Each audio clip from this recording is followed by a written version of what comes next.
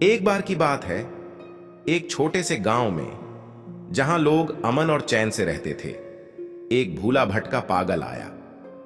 वह रोज रात को गांव की गलियों में घूमा करता था, अजीब अजीब आवाजें निकाला करता था। गांव वाले उससे डरते थे क्योंकि जब भी वह आता कुछ न कुछ अनहोनी घटित हो जाती।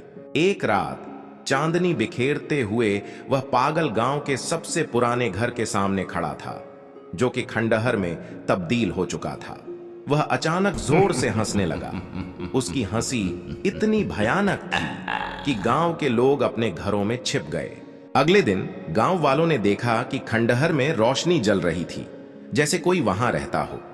उन्होंने तय किया कि उस रहस्य का पता लगाएंगे। रात होते ही कुछ बहादुर युवक खंडहर की ओर बढ़े। वे धीरे धीरे अंदर घुसे और देखा कि पागल वहां नहीं था, लेकिन एक दीवार पर अजीब से चित्र बने हुए थे, जैसे किसी ने अपनी भयानक कहानियां उस पर उकेर दी हों। अचानक उन्हें पीछे से किसी की सांसें सुनाई दी। वे पलटे और देखा कि पागल उनकी ओर घूर रहा था। उसकी आंखों में एक अजीब सी चमक थी। वह धीरे धीरे उनकी ओर बढ़ा और फिर अचानक वह गायब हो गया। गांव वालों ने फिर कभी उस पागल को नहीं देखा। कुछ कहते हैं वह एक आत्मा थी जो अपनी कहानी सुनाना चाहती थी, जबकि अन्य मानते हैं कि वह उस खंडहर की आत्मा था। लेकिन एक बात सच है, उस रात के बाद गांव में कभी कोई अनहोनी घटना नहीं हुई।